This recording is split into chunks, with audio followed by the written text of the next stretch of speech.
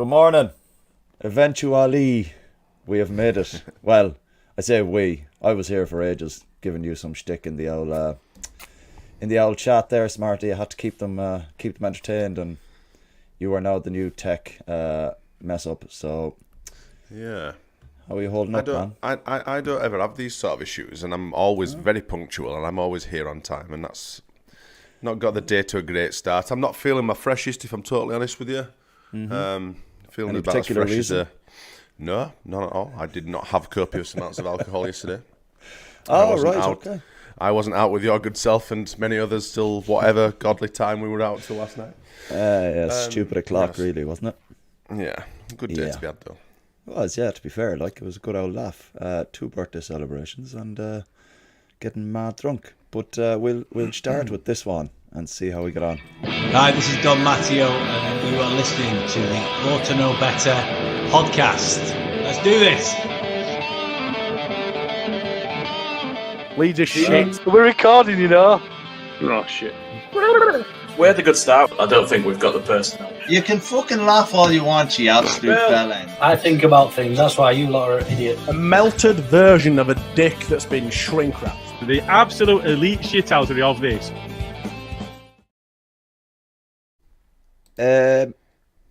I quite like that intro now, you know.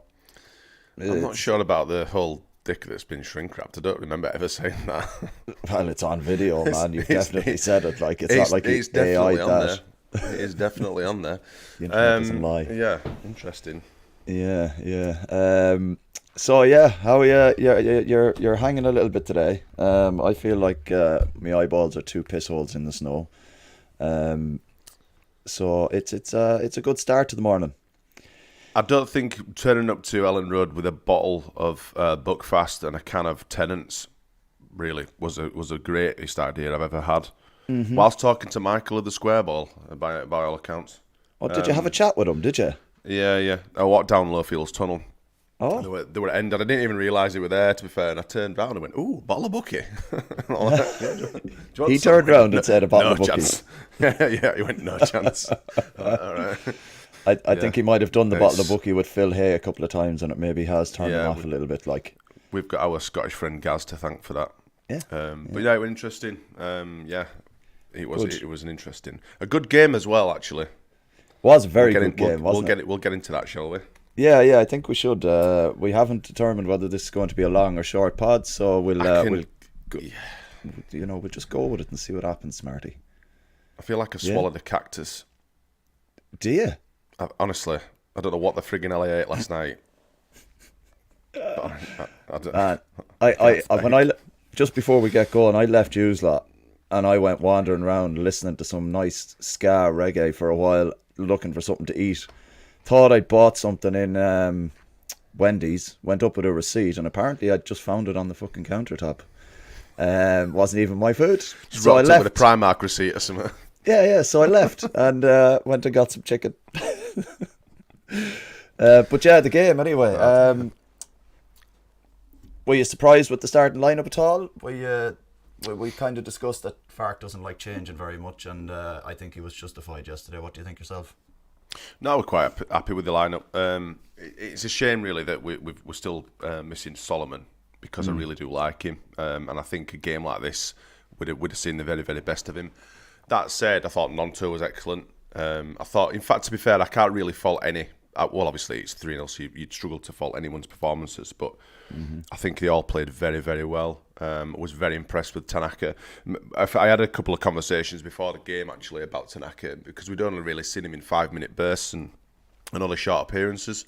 But I was very impressed with him yesterday. Very calm, very controlled. I mean, I know that Coventry weren't the best team that will play this season, but yeah, we really could have, and we could have been we could have been 3 or 4 or 5 up in the first half, you know. But it was just nice, steady, controlled game of football. Enjoyed it. Yeah. I think Gilly will get his graph up at some point throughout the week. I'd imagine it's going to be pretty much the same as it was against Cardiff. They didn't offer an awful lot, Coventry. I thought with with how they played last year and how they finished up and stuff like that, I thought they'd definitely come at us a little bit more, but they were they were seriously lacking in end product up top, and I think that's a big. But they did come at us though, and they did come at us, and they didn't set up like as far as I remember. I mean, this was a Buckfast fueled game of football we were watching, but yeah, as far as I remember, they didn't shit houses like the others have. The whole old, the low block sort of thing. I'm not saying that they didn't do it or didn't, try and obviously containers or well, not containers, obviously just fucking build a wall and hide behind it like a lot of other teams do. But I remember them trying to attack. Yeah. But when I remember watching them and just thinking these guys must be drilled to death because they were trying passes on that just weren't on there, but they were trying them anyway. There were a lot of sloppy mistakes that they were making, and it were just falling into our laps, and we were just obviously, just pouncing on it straight away. But just looking for them runs, and I think their central two defenders made a lot of like forward balls to absolutely nobody. Like there was no one even there. So I don't know whether they're obviously a lot of scripted stuff or whatever. It's just not working for them or whatever. But I expected Coventry to be a lot higher this season.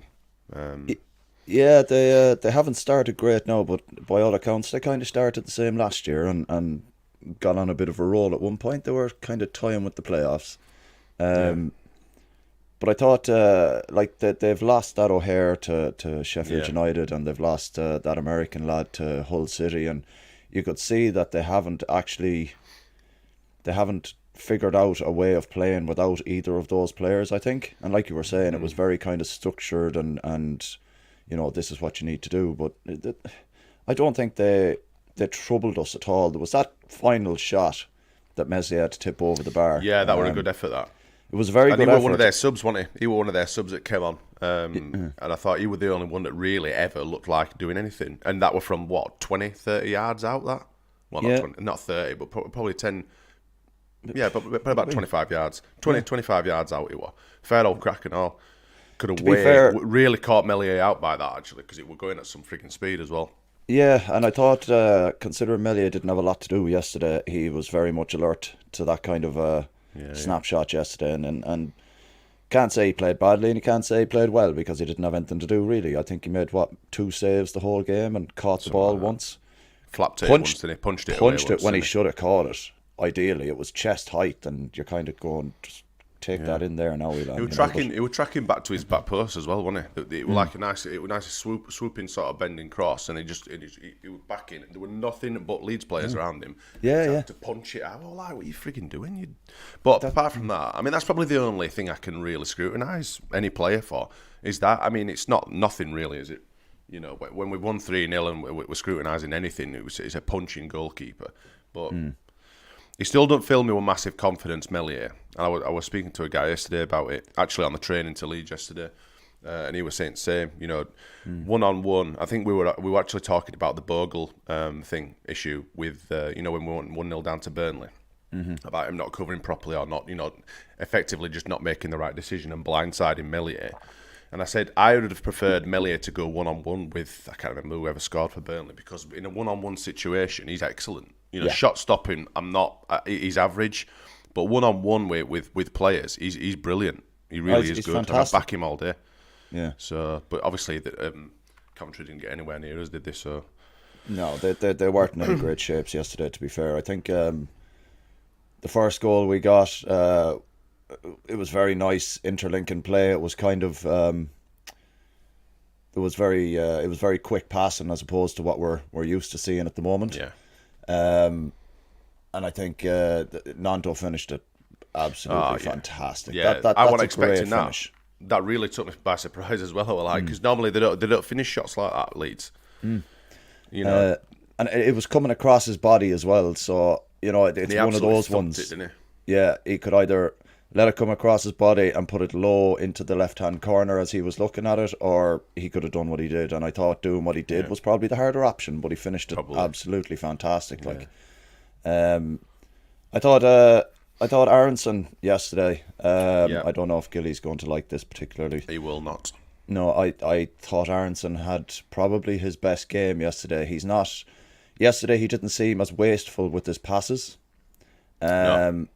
And I thought that kind of had a knock-on effect then on the whole team, because players were actually starting to run in behind. He played in Ramazani twice. He played in Nanto once or twice. there was elements of his game where you're kind of like, right, yeah, if he'd have stayed last season, he could have probably progressed and been just that step above this year. But, this is the way it goes at the moment. This is what we said last season, though. He was getting absolutely slated. And rightly so, to be fair, last season. Because he was a shit house. But I'm not going to blow my own trumpet. In fact, no, fuck it, I am. Last season, I said, right at the start of the season, it's a shame that he didn't come down with us because he was the only one I would have happily taken down to the Championship with us. The rest of them I didn't give a shit about. I still don't give a shit about. Aaronson, I thought, he has something about him. He's a very slight lad. He got rattled around a little bit in the Premier League, and I think that was just too much too soon for him. And I said last season, if he'd have come down, I obviously got, it's worse in Championship. He'll get rattled around. He'll get pushed around here, there, and everywhere. And I says, yeah, but he'll be much better than the teams that, the players that he's going to be coming up against. Yeah. I think it would have really, really done him some good. And it's looking like it is doing, and he's brilliant, and his deliveries from corners are excellent. Apart from one, I think he hits it near post. But we just seem plagued by shit fucking set pieces and stuff anyway. But I thought Aaronson were fantastic yesterday, and I thought Bogle were good as well. What's up? Is that me or you that's going? Are you losing a bit of connection? Could well be me. It's just one of those mornings. I was on time. You've just done a little dance across my screen. I thought, what's going on? Yeah. I thought, like you said, he did get kind of bullied off the ball. But again, when you look at the types of lads that are bullying off the ball, they're a good foot and a half bigger than him, that kind of way. So you kind of understand that. But you can see he's starting to grow in confidence a lot more. And he's starting to gel with the players around him. And I think that's only a good thing, regardless of the shithousery of last season. I think this season he's started with an absolute rocket up his arse, and he just seems to be actually enjoying his football at the minute. Yeah. Which right. makes a massive difference. Like, yeah, absolutely. Yeah, Bryn's in the comments there. Karl suppressing the sick. No, actually, it's all right, and I have a trusty cup with me anyway. If that does happen, so if you're going to spew into this. My large pot of coffee is coffeeless. Oh, is it? Yeah, already. Need to get the missus to bring in another one there, man. She's gone out. I'm all alone. Oh, you're home alone, are you? I'm all alone now, for a little while until they all come back. They've all just left me. You can suffer in silence on your own. On your own. You did this to yourself. Yeah. I've just a few starred comments there. This one from I can't pronounce it. Salenum. Karl, you offering odds on Smarty puking mid-pod? I don't know. What odds do you think people should have? Give us an old hint there, will you? I don't puke. Do you not? No. Right, we'll see. I do. Well, I'm not saying I don't puke. Alcohol-based puking is not one of my fortes, I'm afraid. I don't do it. Yeah. Not anymore. I take after my dad, actually. My dad I don't know why the hell we're talking about being sick on a chuffing podcast. See, this is what they want. They want us to be ill, Karl. They do, they're sick, these people. They're absolutely sick. They're reveling in our suffering. Yeah, I don't really do thickiness. But my head feels a bit raw, a bit heavy today. But apart from that, I'm all right, actually. Not too bad. It's a big fucking head, to be fair. So if it is feeling a bit heavy, then it's understandable. Like, I've got big shoulders to carry it. It's fine. That's it, yeah. Bryn is in the comments here as well. By far Bogle's best game. Yeah, agreed. Can't disagree with that. It was by far his best game, and I think people know my feelings on ball watching Bogle from a couple of games ago, but I did think yesterday he was fairly solid. He looked to cover when needed, and he got forward very well, to be fair. I think last season him and what was that lad, Hammer, they must have combined he must have got about 5 or 6 goals last year, just by getting on the overlap and stuff like that. So for the second goal, absolutely magic. I thought the way he got forward, how Tanaka found Willie with that lovely ball over the top. I think the whole crowd screamed for him to play that ball as soon as he got it at his feet. I think everyone was just like, he's open. And he actually played it. Just willed him. Yeah. To do it, yeah. That's the thing, isn't it? Like, so, I thought Bogle now yesterday took his goal well, deserved it. We'll discuss man of the match later. But he was definitely, I think he was maybe a contender out of the back four for man of the match yesterday, but we'll discuss that in a while. Steve Brown's hit the nail on the head here as well. Aaronson played well. Gilly will be so happy. Yeah. We're going to make sure that he is very much informed of that. So that'll be all right. And Danny Talks Sport, Gruev was his man of the match apparently. Gruev was excellent. Immense. Yeah. I think he really stepped up when Ampadu went off as well. He's like the silent man, isn't he? He just goes about his business very, very quietly, very calmly, under the radar, and just gets on with it. And that's why you can't drop him. Yeah. I mean, I know a lot of people are wanting Tanaka to start and stuff, and drop Gruev. You can't drop Gruev. There's no reason to. You know, he's quality. He's a great player, and he breaks up any sort of. There was one occasion I think when they managed it, like we were saying earlier. These scripted ball plays that they seem to do through the middle. There was only once where it actually worked because there was no one in that pocket in midfield. Yeah. But that's really it, and that's usually where he's lurking. And like I say, he likes to break up play and get stuck in. And I think he's excellent. I think he's a quality player. Yeah, I'll be honest with you. I was interested, like you said there. We hadn't seen much of Gruev, much of Tanaka rather.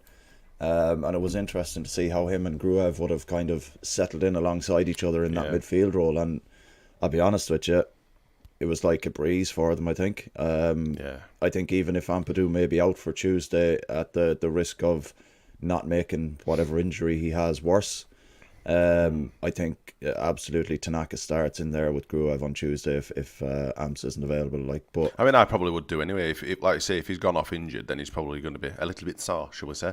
So it's probably worth starting Tanaka. But I'm just really happy that we've got players that can just slot in nicely. You know, that interchangeability of players and allowing other players to to just be themselves and play proper good football. It's excellent.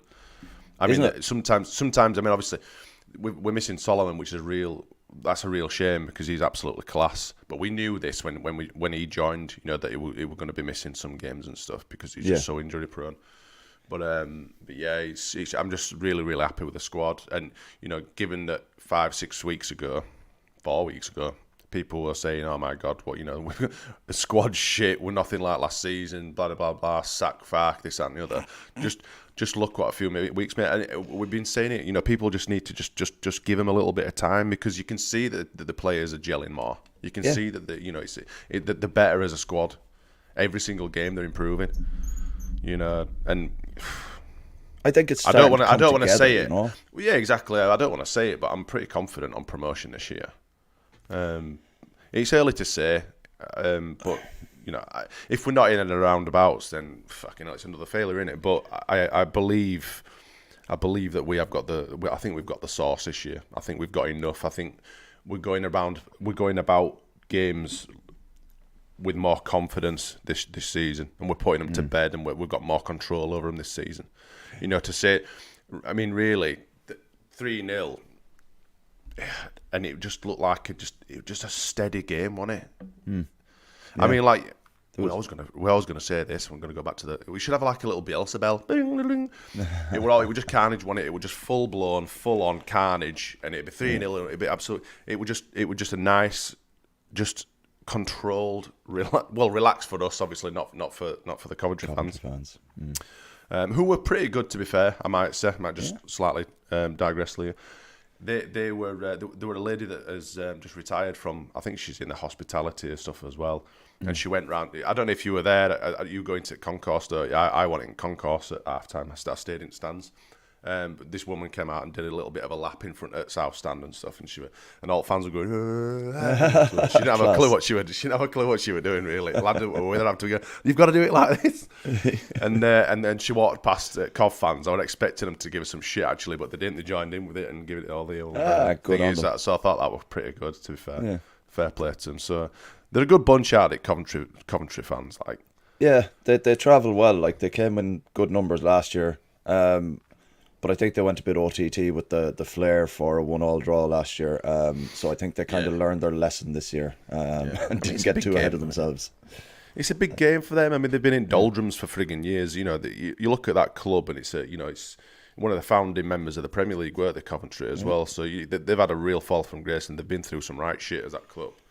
You know, we bang on about how much shit we've been through as Leeds fans, and just have to look at what they've been through as well. So coming up to us and, like you say, getting a draw, anyone's going to be celebrating getting a draw at Elland Road, but for them it was a big deal when it's so the flair, maybe a little bit over the top, but But the other thing as well, we we also forget, like you were mentioned there, they were Premier League founders in 92, 93, but up until the point they got relegated, they were the longest serving top flight team in England until they got relegated from the Premier League. Now it's Everton, so hopefully Everton get relegated now. That would be fantastic, but that's totally different story. They should do. Yeah, I know. I'm just going to reply to Selena here. I know that obviously there was some Savile chance, but there always is. Yeah, you can't. That's always never going away. Like, it's fucking is what it is. There's a sign on bloody screen saying, no tragedy, chanting, none of this, none of that. But it's absolutely fine for teams to come and sing about Jimmy Savile. Yeah, and of course nothing happens to them because we're Leeds. They're not us. It's not classed as a tragedy chant, is it? No, it's not. It's a tragedy that. No, anyway, we won't get into it. To be fair, I like singing back when teams start singing Jimmy Savile is one of your own. I like our responses. To be fair, and I think if we stopped, I think I'd miss it. Yeah, and I think if you know, I'm not going to say what it is, but if you know, but the other thing as well is when they do start, you get the whole sarcastic like, and then there's a bit of a chorus of it, and it just dies out after that. Then you don't get very much more of it. Yeah, that's it usually. Daniel there from Not Another Leeds pod. Look at these sore-headed riff-raffy gentlemen. Sorry, I just took it off, didn't I? Yeah. Little you bit were on sore. with him on Friday, weren't you? Did you enjoy yourself? Yourself? It's good old crack on there. We lent you out to him, didn't we? Yeah, you hoard me out, like, you know what I mean? So, no, it's good crack on with Danny there. We're going to have to start charging this guy. Well, like, you know, start charging him for these appearances that the OKB lads make on his podcast. Yeah, it's he always makes excuses to not come on ours as well. I know. Yeah, we asked him there last week for the B&C, and sure he was already on Jur's or Joel's or someone else's, So I was like, well, fuck you then. He's just a little shit house, isn't he? He is just a little shit house. He's a sound lad though. Yeah. Just before we kind of move on from Bogle's goal, I just want to ask you what you thought of the back four yesterday. How did you feel that I know there wasn't an awful lot coming at them and whatnot, but sometimes that can be a recipe for disaster if you're not really, under pressure. You can switch off a little bit. But I thought the back four played really well yesterday. Yeah. Firpo's a legend, isn't he? Yeah. I would give him the key to the city, that man. In fact, I've just got me Junior Firpo square ball mug as well this week. Did you? Give us a look there. Oh, no, it's in cupboard. I'd have to bugger off. I think me and you on this week. I'll bring it on this week. Yeah, but it's good. No, I like Firpo. I think I've been a bit niggly with Bogle. I think most people have, but he seems to be turning it round a little bit. I know Bryn Johnson in the comments absolutely hates him. Bryn hates everyone. I know, but I think he's starting to come into himself a little bit now, and I think he's all right. I think he'll do well. And a lot of people were asking for Schmidt to start and stuff, and he looks tidy as well. But Bogle offers a lot going forward, and that's what we want, really. Yeah. I think. Sorry. Go on. No. I was just going to say. I'll just finish off. Did Strike and Rodon run into each other or go for the same ball? They went for a header at the same time. Together, yeah, they did, didn't they? And that's, again, it's just a something simple like that. That's something that obviously, they didn't play that much together the last season, did they? It's just something that, obviously Rodon likes to soak it up a little bit, as does Strike. But it's just nice that they're both. We've got some fucking people that can header a frigging ball these days. It's just a shame we can't stick it in net the other end of the field. But I think it was solid. But like you say, it's difficult to judge because we didn't really see much going their way, did we? Soaked it up whatever they needed to. So they weren't tested much now over the last two games. But at the same time, again, like I was mentioning there, you can tend to lose concentration quite quickly if you're not being tested. But it was nice to see that they were actually on the ball for the majority of it. Are you going with that Bryn comment there? He's 2 foot and poor old Bogle there. Bryn is in the comments again. Going forward, he's fine. Poor defensively, but played much better defensively yesterday. So he's criticising him, but also contradicting himself at the same time. Okay, there you go. Oh, and morning, Alice, Michael and Alison in the comments there. That pressed that by accident, did you? Absolutely, yeah. Nice.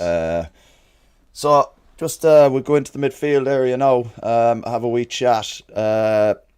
Who would have thought playing Willie Gnonto down the middle would have turned up in goals and creative output? I think absolutely fantastic. I like the way Willie is just wandering into the middle now, and he's starting to influence games a little bit more. It gives Brendan the option then to go out wide, and that I think that swapping over and back between them is actually it's actually nice to watch, really. Yeah, that interchangeable of positions, and he can play on the wing, can Aaronson, and it's not. I like that Gnonto's got a bit of a free rein, because he's class. He's good on the left and he's good on the right, and like I say, he's good in the middle. So if you've got people that are difficult to track like that, if your job's to track Willie Gnonto and he's pulling you out of position going elsewhere, and it just creates space, doesn't it? So it's good. I can't knock him. I'm so glad that he's still here, to be fair, Gnonto. I know obviously we're all a little bit gutted that some of us left and stuff, but he's got a lot to offer as Gnonto. Are you all right there? My internet is absolute blank. I thought you completely stalled then. I thought you were doing a factory reset yourself. I did, man. You disappeared there and I couldn't hear you. All I could hear was so you'll have to repeat that. Yeah. Did you? Sorry. Sorry, everyone else got it, but I says it's nice that he's interchangeable and it looks good. It looks good at the minute. Does Gnonto? Yeah, he looks happy as well. Just see, there's a few they're kind of pushing him to be a bit of an old, main guy thing here with the interview he did there during the week with Popey. He was given I've not seen that. Given the camera to run around and run a bit I saw that the old team photo, which is great. All of a sudden they've just brought this out, and I used to love the old South team photos, man. I used to love that. Have them on my bedroom wall as a kid. Oh, get them out of Shoot and Match magazine every season, and you're like, yo boy, that's sound. Just put a cross on Verba's face. Well, it looks like he might be going in for knee surgery, so you can't make that sound. You can't make it sound like you're too happy about that. What, did I say it with a smile on my face, did I? He did, yeah. Oh, shit, sorry. Looks like he might be going for knee surgery. Oh, well, what a shame.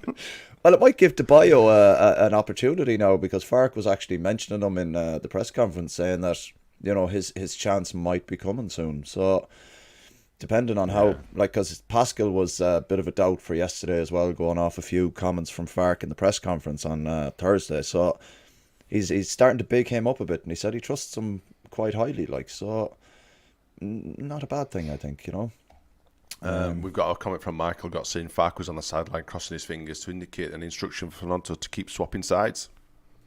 See, we don't see that in South Stand.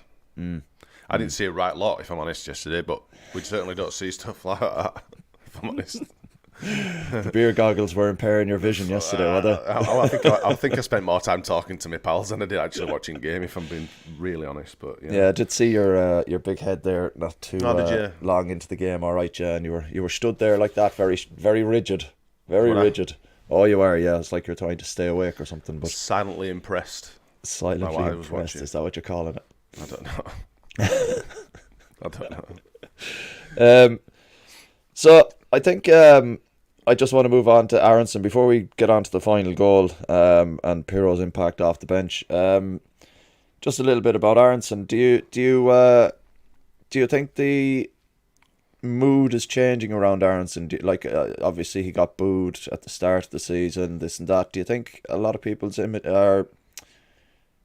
understanding of what happened and he's back and he's looking to improve himself? Do you think is he starting to win people over more so now? Yeah, I think so. I think it was always going to be the case anyway. You just look at what happened to Gnonto last year. He got some shit and then people got behind him.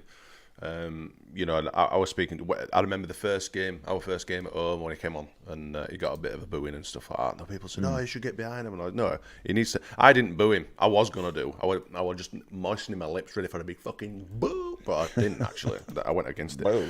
But I can understand why people want to voice their frustrations because he was a shit house, you know, and you know he should have come down with us, but he didn't deserve to go to play in the Bundesliga and stuff like that. You failed us.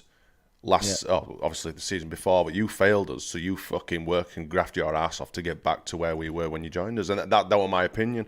Yeah. But yeah, I'm glad that he's been accepted by the fans. I mean, when he goes over to take corners, he's clapped. You know, there's no animosity or anything going his way, and he's grafting, and you can tell that he cares, and you can see that he's trying his hardest, and that's all we want from him. I think that's spot on, yeah. Jay is in the comments here. Aaronson was getting clapped, by the way, every time he took the corner. People are starting to, like, it's a slow process, and I guess at this stage he kind of understands that it's going to be a slow process because of the reaction to what he got rewarded for failure.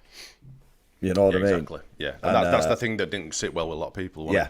I think that's it, like, you know what I mean? And Verber, well, he's just a shithouse. He said he was going to stay last season, and then the first opportunity to go to Mönchengladbach, and he was gone. So I think he's got a lot more to do. I still think he'll be gone in January, mate. I think if Galatasaray had offered the money that we were looking, I think we'd have sold him. Because their window finished a week after ours, didn't it? So there was still that talk. I'd have got rid. Personally, yeah. No one wants him at the club. No fan's got anything positive to say about him. No one actually rates him. You know, after I'm a Warrior, I'm this, I'm that, and the other. You know, when it came to us, you know, and he didn't really show it. To be fair, he had a couple of decent enough games, but that game against Middlesbrough, I was like, holy shit, this guy's way off it. Man, he looks so out of shape as well. Like he looks like he's carrying a lot of timber underneath that jersey. Like, you know what I mean? And that doesn't bode well. Like, because you want your players, regardless of, you know, what they did or whatever, you want them coming back after the summer break. Like, he was playing all summer for Austria in the Euros. How did he get that out of shape in 2 weeks? Some people just carry a little bit of weight. Look at. I'm not trying to start slate players or whatever. Ross McCormack. He always looked like he was a little bit podgy, but he was absolutely class, wasn't he? Yeah, Roscoe. But he was about a foot and a half shorter than Verber. I understand that, but what I'm saying is if you can carry it, you can carry it, can't you? But he just looked, like I say, he just looked way off it.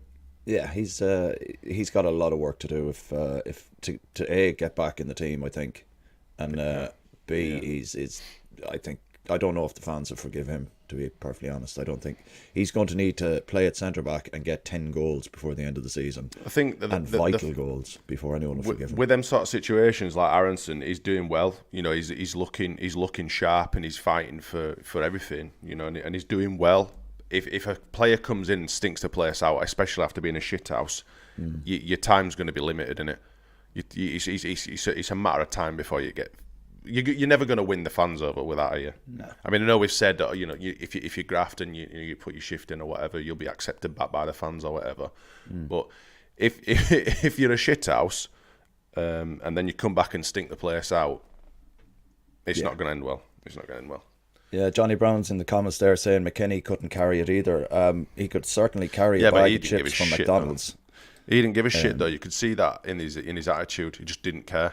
Yeah. You know, that was the issue with a lot of the players. They just didn't give a fuck, did they? They weren't bothered. They just wanted to. Well, I mean, it said everything when the day we were relegated, he were on a train back to London to get a flight back out to Italy or America or wherever he were gone. He were gone that evening, wasn't it? That just says everything, doesn't it? I think in regards to McKinney, I think he came here thinking he was far above Leeds United. And we all know as fans, no one's bigger than the club. No one person's bigger than the club. So him coming in with that attitude was just wrong from the get-go. But back to Aaronson, I think, it's looking good for him. I think he's starting to prove a few doubters wrong. I think some of the balls he's playing in, like he's not as hesitant on the ball anymore, like we saw in the first 2 seasons, or the first season we had him, and he just kept a hold of the ball.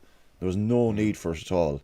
Now he's looking up and he's taking 1-2 touches and he's trying to offload it in a forward direction as quickly as possible. And they're looking like very key passes. Like he's played in Ramazani in the first half. Fantastic ball.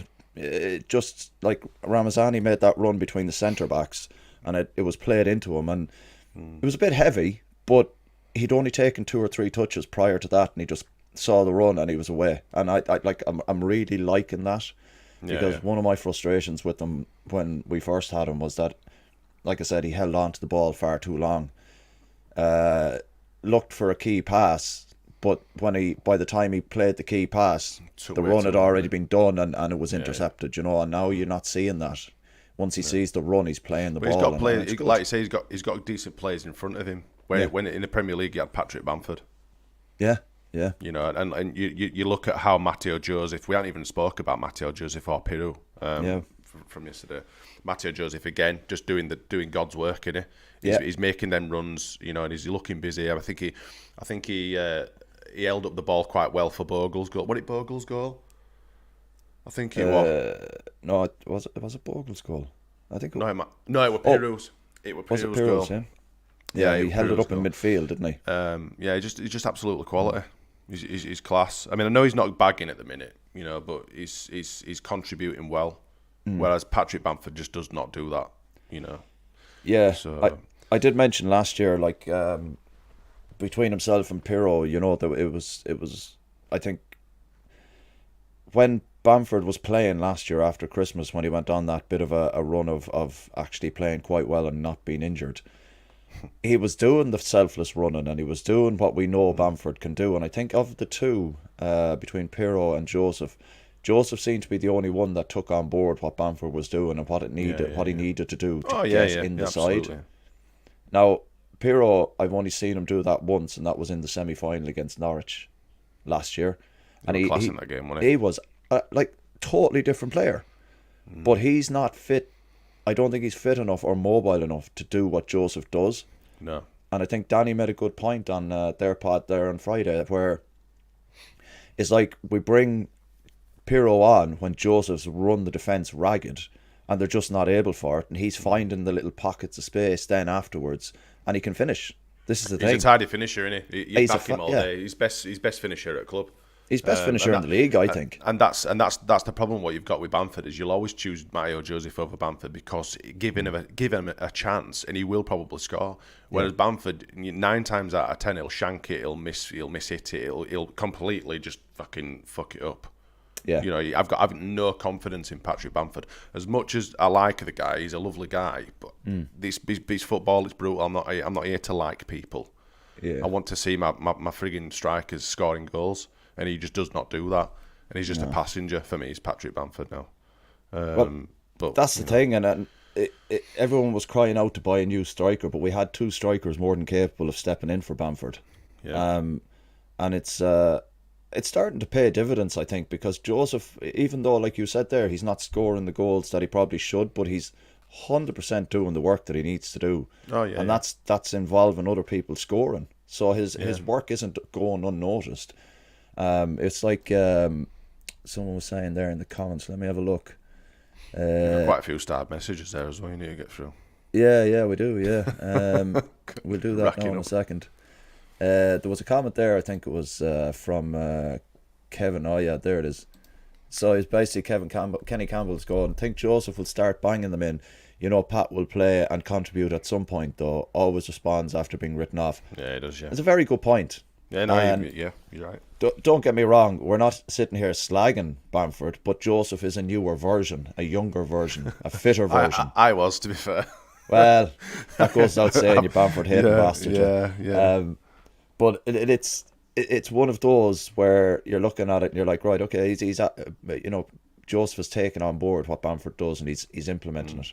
That's why he's getting his chance, and the goals will eventually come. And I think when they do start to flow a bit more from, his confidence is going to boost. Yeah. We'll see a lot more from Joseph than we are at the moment. I think his output will start to take off as soon as he settles into that role properly. Yeah, totally agree. Just going on to the Piroe thing, we'll go through a few comments first, and then there's a couple about Piroe that we can sort of get into after that as well. We had Jay in the chat here. Remember that Wingstop. Oh man, went to Wingstop last night. £6.80 for the scabbiest chicken burger you've ever seen in your fucking life. Not even a bag of chips with it. £6.80. I nearly fucking threw it at the guy behind the counter. But anyway, that's another complaint that I have about the rip-off that's happened at the moment. But this Be a is few strongly worded emails getting bursted out this morning. Strongly worded emails, man. I'm about to go tag them all on Twitter. Daddy Talk Sport Grooves, my man of the match yesterday was immense. We'll discuss man of the match after we discuss a little bit about Piroe coming into that. We've got Steve Brown in the comments. Aaronson played well. Gilly will be so happy. You will indeed, yeah. Gilly, you see, Gilly's all right. He just wants Leeds to win. That's it. That's all he wants. Yeah. You know. Yeah. Got this one in from Steve again. Ramazani surprised me with his body strength for a slight player. Took a few difficult balls on his chest with big defenders behind him. I thought he was fantastic yesterday. Yeah, he's class, isn't he bossed it yesterday. I think we haven't seen much of him, but if that's what we've got to expect, then absolutely fine by me. Absolutely fine. No, he's class. He's class, and he's getting better as well each game he plays.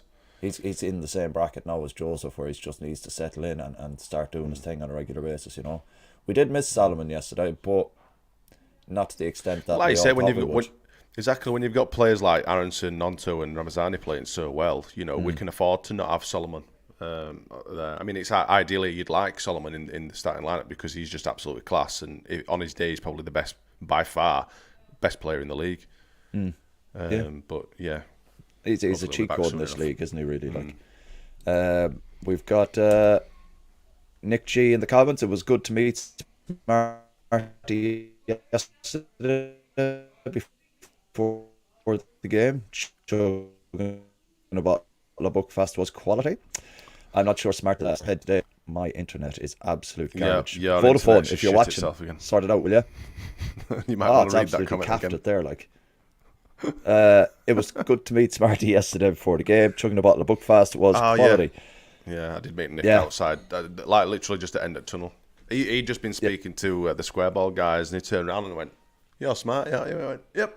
All right, mate.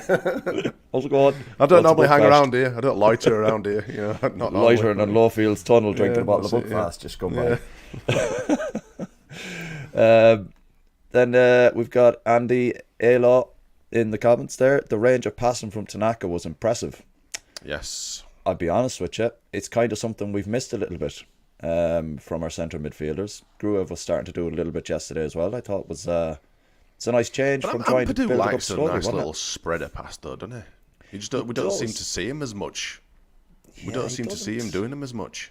He doesn't, to be fair, and it's nice to have someone in the middle there too. Yesterday, by all accounts, we Gruev and Tanaka doing it yesterday. So there's no better than a nice sprayed pass. That was Calvin Phillips' signature, wasn't it? It was just a nice lofted, floated pass just out to. I mean that. Remember when we were in the? I think it was first season in the Premier League, and he sprayed that ball out to Aaronson. I don't think it moved about 4 foot off the floor. Oh, against Burnley. And Aaronson just took it like so clean and just ran with it. Man, honestly, that's probably the best passes I've ever seen in my life. That genuinely. Yeah, it was class because he took it on the half volley and just kind of outside his boot and kept it along the ground. And it gone, and then I think he cut it in back in for Bamford to score, wasn't it? No, I don't think it was Bamford. Was it not? I thought it was Bamford in that green and blue shirt. No, I don't think it was Bamford. Okay. But yeah, that I know what you mean. Yeah, we've been missing that a bit. Like, so it's good to have someone in the midfield that's willing to try that. This one from Scooby D2. It was more purposeful, not just passing for passing's sake. Felt like they were willing to take it on more, have a chance to have a pop or turn around and fizzle out, have a pop. I think we saw a bit more of that yesterday. It was. Yeah.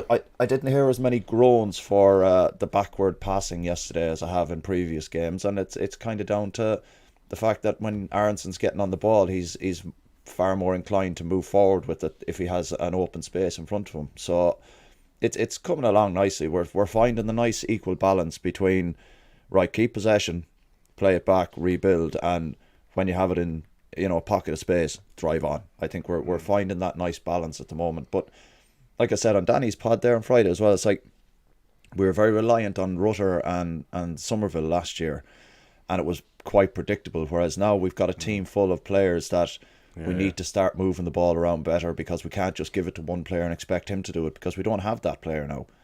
We're starting to utilise what we've got in a very productive way. So that's all good with me. Like I say, it's, we're not relying on individuals anymore. I mean, we do rely on individuals, but we've got more of them, and there's they seem to be more well balanced and playing, like you say, better as a team.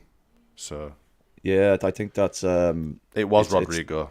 I couldn't remember what I couldn't think of it. I couldn't think of it, of his name. I'm like, what the friggin' hell is his name? Don't know why I've totally got rid of Rodrigo out of my little tiny brain.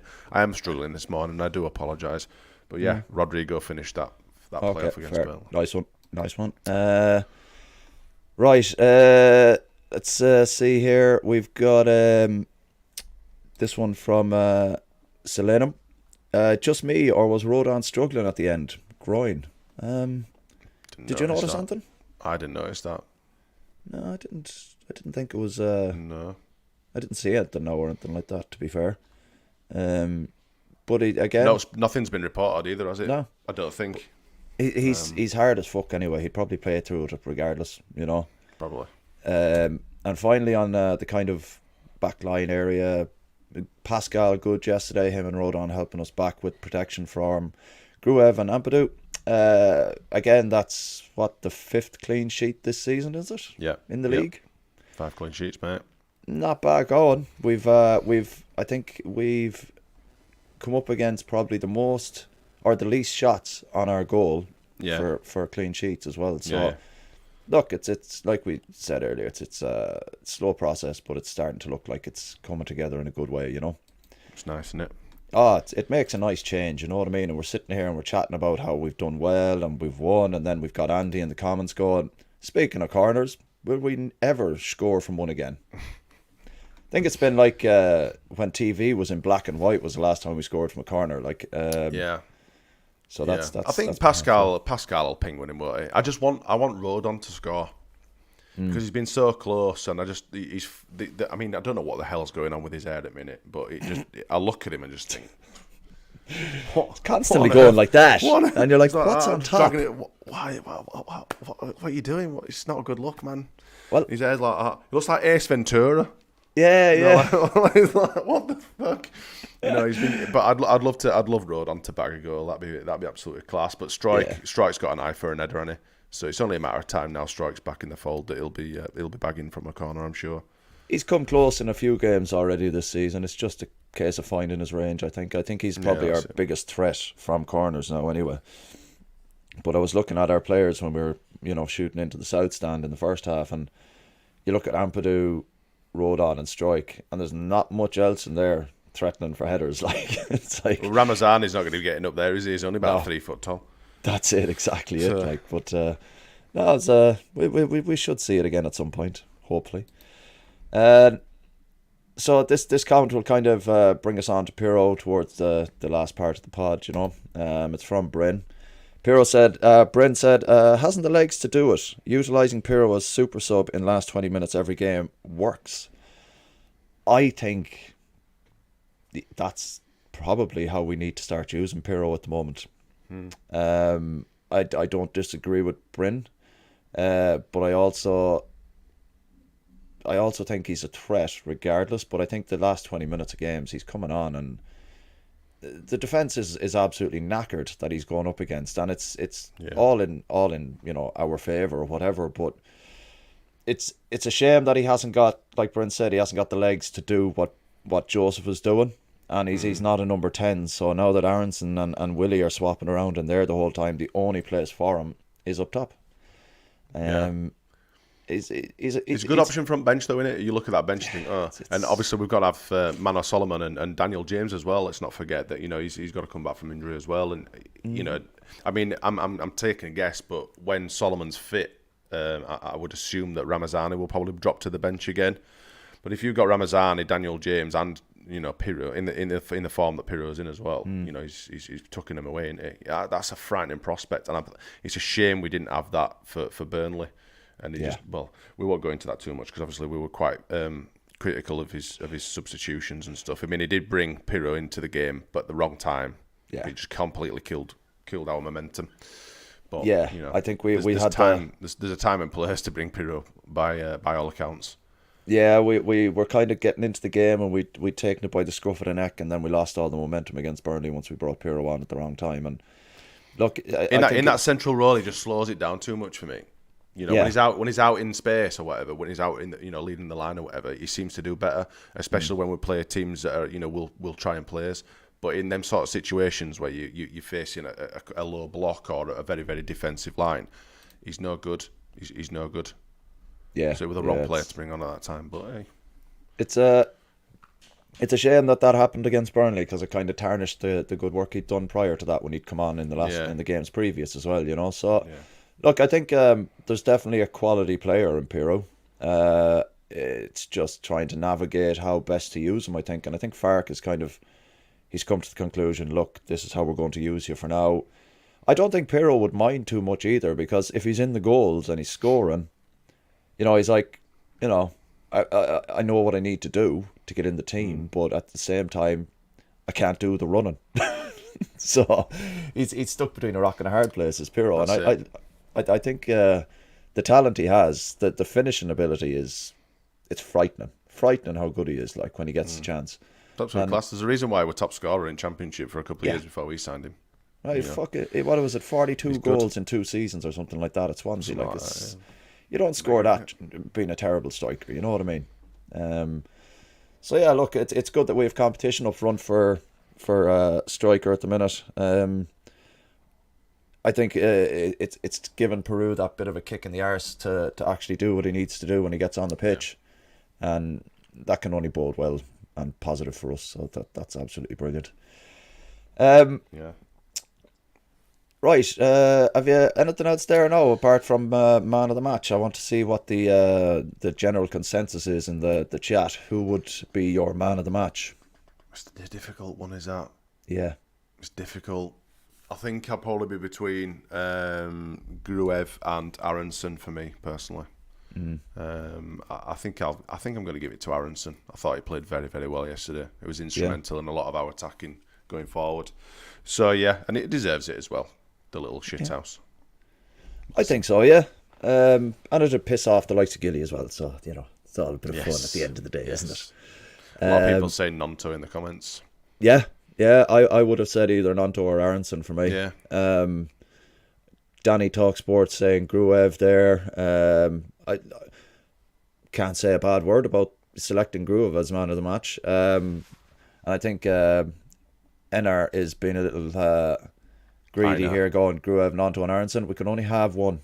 So that's I think for me personally, I'm not giving it to Willie just because he scored. I think he's actually showed us that he's maturing as a footballer, and he's taken on the mantle of, right, okay, he's even said it, he wants to improve, he wants to get better, and he wants to be more influential in games. And I think he's definitely having an influence on the games more so now. And that's why I think. Yeah, Kenny's nailed it here. He says, good thing is lots of candidates, and that's it exactly. It's good that you've not got just one standout player, that there's quite a few that you could be spoiled for choice with, and that's the positive thing. That's and that's hopefully going to be the case for going into for the rest of the season as well. Yeah, well, that's the thing as well. Like Selena was saying, Pascal for man of the match, faultless display, and simultaneously made me pregnant. Nice. Excellent. Nice. Congratulations, Solomon and Pascal. That's all right. And Enar has come back in with, okay, larger then. Sound. He's picked one at least. Fair play. So yeah, I think overall, Smarty, it's a good win to bring into Tuesday. Yes. Big game away at Norwich. We won't be doing a main pod before then, so we might have a quick chat about that, and let me know what your feelings are on that. Norwich. They had a good performance yesterday. Did they win yesterday? They're ninth in the table. I'm just going to have a look and see what the They won results 3-2 were. away to Derby. Oh, really? Yeah. So it's not a bad result. That they'll be bouncing. Today could especially be a away good from day, home. actually, watching a lot of football highlights, because after obviously watching the game live, I didn't see anything else because we were on the sauce. On So the lash. Wednesday, beat West Brom. Holy shit balls. Yeah. I've just seen that. Mad Wow. bad, innit? Wow. Yeah. Wow. Fair play. Yeah. Yeah, there's Oxford some good results and well, this is again. Everyone was worried about Sunderland. I was like, look at Preston last year. They went on the same kind of run at the start, and everyone was like, "Oh, Preston for promotion." I was like, "Nah." They're the front runners. yeah. They're like, they're like the guy, the pace guy in a marathon. They're just like, we'll set it out here now, and then we'll go for it. They lost away to Watford. I think that's their first loss of the season, or did they lose last week as well? I'm not sure, Yeah, they've lost 2 now. So the drop off for Sunderland is coming, I'm afraid. And West Brom, Yeah, they'll fall. They'll fall away. Yeah. I said at the start of the season it's going to be between us, West Brom, Burnley, and Sheffield United. It'll be them four. It'll be them four. They'll outlast everyone else. I think Norwich. I kind of thought Coventry as well would be sniffing around the playoffs, but I think Norwich will still be sniffing around the playoffs. I think it'll be a difficult game, but we've just we've shown over the first 7 games that we've played that we can dominate these kind of teams. I don't think that they're going to be a shivering shithouse sort of setup. Is what's his name still down there? German coach, or did they sack him? Oh, yeah, he got sacked last year. Don't bother. Who's coach at Norwich now? I can't remember. I'm sorry that we're not as good as prepared for mine. this, but I was not expecting Norwich talk. I only thought of it. So Let's be what honest, was it? because we're playing them on Tuesday, and we won't have a pod before then. Sacked so I thought, Wagner, Bryn says, yeah, sacked Yeah, Wagner. Johannes Thorup. All right. He's a few Whatever. He's sounds German as well, or he sounds Scandinavian actually. Johannes. Yeah. Anyway, yeah, Norwich on Tuesday. I think going away from home. We're not finding going away from home difficult. I think our best form is away from home at the moment, so it's not too bad. Nick G says Sounds in second in the leagues for goals, and Sargent is second for assists. I don't rate Sargent, if I'm honest. I know a lot of people do, but I don't. I think there were some people asking if we get him this season. It's like, no, fuck that. I did not want him. He's got an injury record. Sideshow knob. Yeah, he's got an injury record like Bamford's, and you don't want to be buying a player like that, do you? No. We don't have to fear. We don't have to fear Norwich, and they'll be absolutely shit in the pants, especially after we slapped them away. At home in the playoffs as well. Yeah. I'm hoping we'll go down there and do a job over them. What kit will we wear? Is a question. Is it going to be the white kit? You think? I think it might You'd be. think that it'd be that one. You think it'd be an outing for this one, wouldn't you? I think it will be, because even though we can play in white in it, we're going to have some stipulations that we need to wear that at least once this season. Yeah. Because we don't really need this. This wasn't required. I mean, it's a nice shirt, don't get me wrong, but it wasn't needed, was it? Because yellow and white will pretty much do for every single team we'll face. Yeah. So, that's the thing, isn't it? So yeah, it's grand. it. But there's a fairly Norwich City manager is Danish, so I was right, Scandinavian, somewhere thereabouts. Sargent is shite. He is Johnny. Yeah. Hold on, sorry. I just clicked on the same comment. Sargent is too ginger. I'm not sure if that's a prerequisite for a player being absolute dog shit, but we can go with that. And then bring in the comments. Nice kit, better material than yellow kit. Yeah. Yeah, but the yellow kit slaps, doesn't it? It looks boss. It looks fucking tidy. Bryn were out in this last night, wasn't he, actually? He was indeed, Straightening his stuff with his wearing his sunglasses in a nightclub. His aviators indoors. Well, not a nightclub, it's a bar in it, the shed or whatever it is, wherever we ended up last night. But yeah. He thought he was Tom Cruise in some bar scene in Top Gun or something, So yeah, I'm sure. Do you know what we'll do now as well? I'll pop this one on you as well, Smarty, because we don't have a pod on Tuesday and we're playing Tuesday. First fan in with a prediction, because we're going to have to get them now. Yes, of course. Yes, going to have to get them. To give us a prediction. So first fan one. I'll write it down. do, please, if you wouldn't mind. Little What are for you going to go with, Smarty?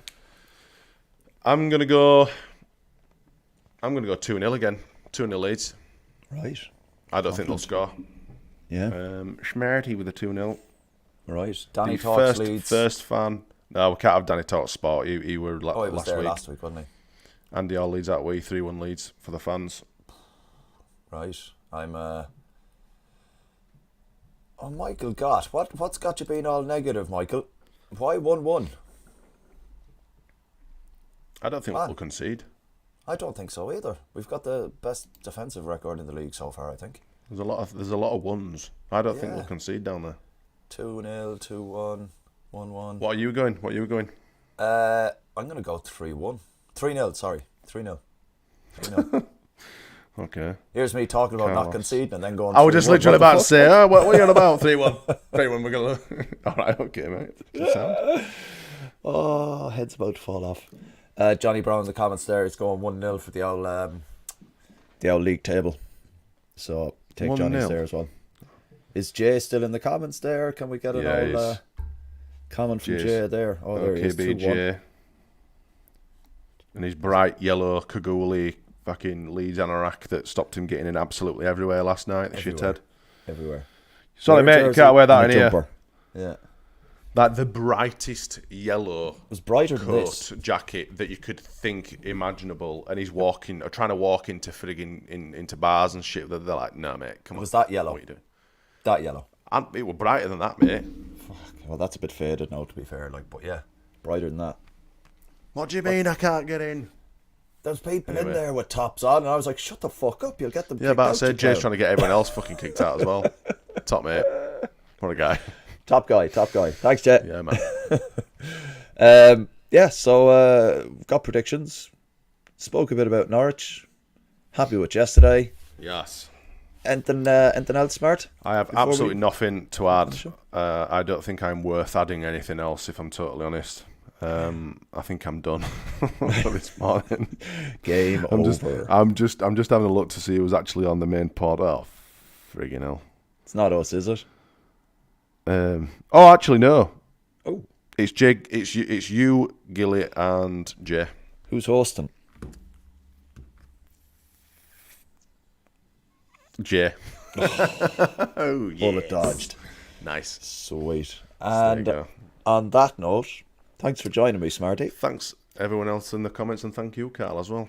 Yeah, good it's old been wonderful. Crack. It's exactly how I wanted to spend my Monday morning. My Sunday morning. I'm going to go away and suffer now, I think. And on that note, enjoy it, Smarty. And we'll see you later. Cheers, folks.